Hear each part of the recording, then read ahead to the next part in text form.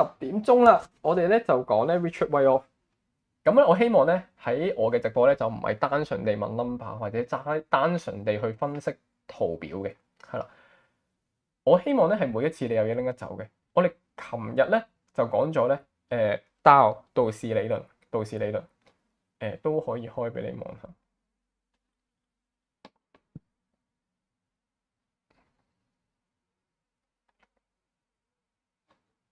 琴日我哋講咗道氏理論，1889年去到1939年左右嘅一個第一個我哋當今技術分析叫差唔多係叫技術分析之父㗎啦，去創立嘅第一個週期理論。咁但係同一個時段咧，其實唔係得佢，仲有第二個人咧係阿 Richard Whiteoff。呢個我個圖書館啦。今日咧，琴日講完呢兩本啦嚇，我咧今日咧講呢一本同埋隔離呢一本，仲有4本嘅原著咧，英文未揾到。咁啊，好啦，呢條友咧，佢咧究竟做啲咩咧？嗱，佢當年咧係呢個叫 Wall Street，唔係 Journal，Magazine 啊，佢係 Wall Street Magazine 嘅 founder，而家係未執嘅，但係就變咗佢自己咧叫做 Whiteoff 嘅一個教學嘅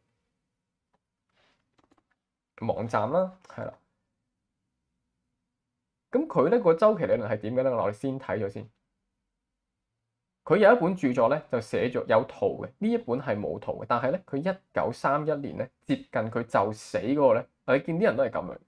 佢就死咧，佢就會將佢一生人嘅方法咧就寫出嚟。佢知自己就死嘅，其實1930年嘅時候，佢有預感㗎啦，應該。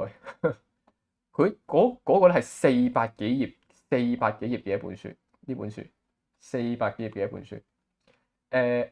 我估佢其實應該冇 copyright 嘅，但係有冇 copyright 都好咧，我都唔喺度操出嚟啦，你哋自己Google 揾佢啦。因為美國嘅 copyright 應該係唔知50定70年嘅啫。咁1930幾年到而家咧就乜 Q 都過晒嘅。佢咧個週期理論咧就係同道氏理論有咩唔同咧？道氏理論淨係話俾你聽，我哋咧係有大、中、小3個週期嘅啫，大、中、小3個週期嘅啫，而佢哋係同時出現嘅。當個牛市出現嘅時候咧，個成交率咧係會同時嚟上升嘅。而如果量升但個價係冇繼續升嘅話咧，有機會咧就係個趨勢終結嘅情況。而且佢仲有另一個就係用3個嘅指數咧互相確認，究竟個升勢或者嗰個牛市係咪堅嘅？咁但係咧，佢係冇講過咧，究竟牛市嘅開端同牛市嘅終結，或者係牛市嘅終結，即係熊市嘅開端，如果佢係橫行嘅時候，有啲乜嘢特徵我哋可以見到嘅咧？或者係我哋點樣可以利用呢啲特徵去發現而家就係一個牛市嘅開端或者牛市嘅終結咧？呢個咧就係當年咧 Richard Whiteoff 咧留低最有用嘅嘢。其實咧佢係同Dow 咧係好接近嘅時段嚟嘅。佢哋係一啲真係技術分析嘅先導者、先驅者嚟。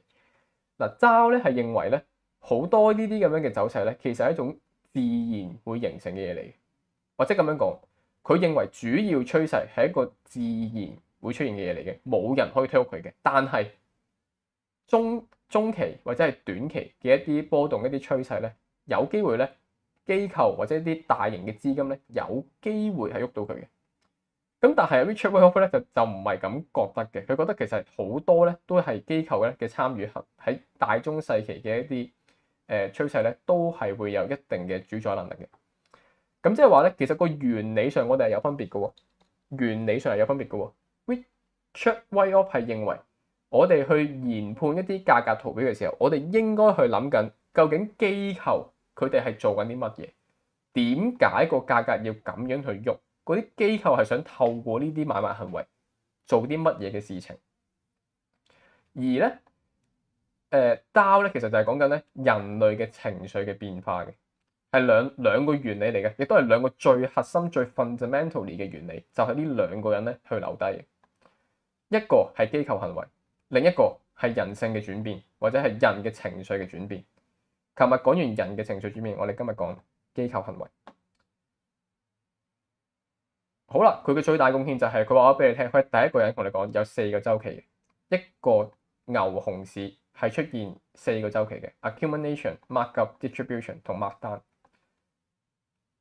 即係喺最低位，機構咧係會靜雞雞或者靜雞咁樣咧喺個低位度咧，好靜悄悄地慢慢咁樣咧去收集一啲貨，用時間去揾對手，係啦。而當佢沽嘅時候咧，佢亦都係靜雞靜雞咧咁樣咧，慢慢沽出街，係啦。而中間咧有機會咧，第一段嘅升浪咧，可能咧係有可能係機構啦，亦都有可能咧係個市場或者係一啲新聞啦嘅消息面咧，導致出現咗吸引咗好多大眾入去，係啦。之後呢一段咧，其實對機構就唔係太關事嘅啦，可能係因為咧市場大眾嘅參與程度或者資訊流通嗰個速度咧越嚟越快出現嘅。而熊市嘅時候咧，個 markdown 咧都係一樣，就有啲4個 stage，佢 solve 咗橫行嘅一個狀況，係啦。咁而最重要咧就佢俾咗啲乜嘢你咧，就係叫 spring 同 uptrust，即係話咧好多時候咧橫行完咧，譬如牛市喺低位收集期橫行完咧，如果佢進入升市之前咧，好多時候咧佢有一個叫 spring，即係個假突破嘅出現。嗱，好多人咧，即係而家所謂琴日啲人喺度問啊，咩 ICT 啊，咩 SMC 啊，咩 Smart Money Concept 啊，啲人咧係聲稱，即係當代嘅 SMC 咧就聲稱係跟 Richard Wyckoff 嘅，但佢哋咧嗰個解釋方法咧係完全唔同嘅。Richard Wyckoff 咧當年咧係講緊嗱係直 cap 出嚟噶，照 cap 出嚟嘅啫。喺1931年，我喺呢一本書 Richard Wyckoff 嘅呢本書 cap 出嚟嘅啫，我淨係改咗佢做中文啫。Richard Wyckoff 認為大型嘅操盤手或者係一啲機構投資者、機構嘅交易員咧，佢哋係可以透過大手買入去測試個市場，測試個市場嘅買盤有幾多，賣盤有幾多。再講多次，佢係 test 緊某一個價格上面嘅需求量同供應量。但當代咧嘅所謂咩 ICT、SMC 咧，佢哋認為機構去主動地 manipulate 咧，係因為想觸發一啲散戶嘅止損。問題係 Richard Wyckoff 從來都冇咁講過，佢從來都冇咁講過。佢係話俾你聽，機構做呢個行為，佢係測試緊唔同嘅價格個需求同個供應。舉個例，如果佢想買入一隻股份，一個大型嘅機構佢想買一隻股份。佢會先買一個幾大手落去，佢睇下究竟佢買完入去之後咧，個價格係升得好快啊，即係嗰個 ask 賣出嚟嘅人好少啊，定係升得好慢咧？如果升得好快，佢就知道哦，個價格咧係好容易咧推向上，嗰個潛在嘅賣出咧係好少嘅，潛在嘅 ask 係好少嘅。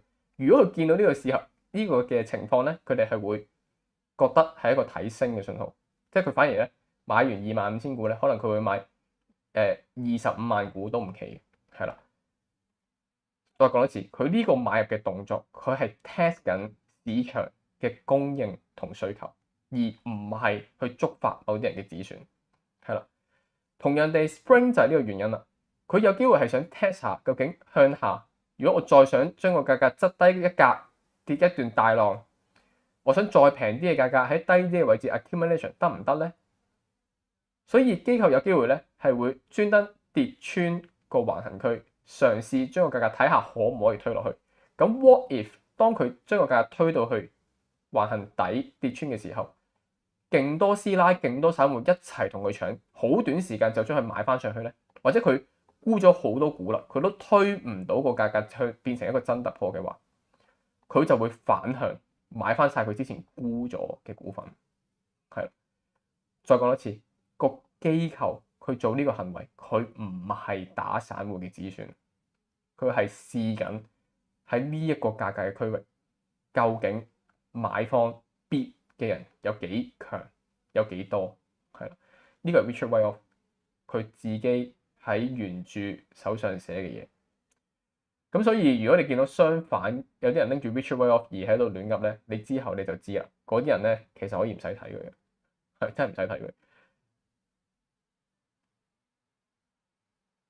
咁啊 Richard Wolff 其實仲有其他嘢，仲有一樣嘢係幾先驅嘅。佢當年已經話，其實到而家都好多人㗎。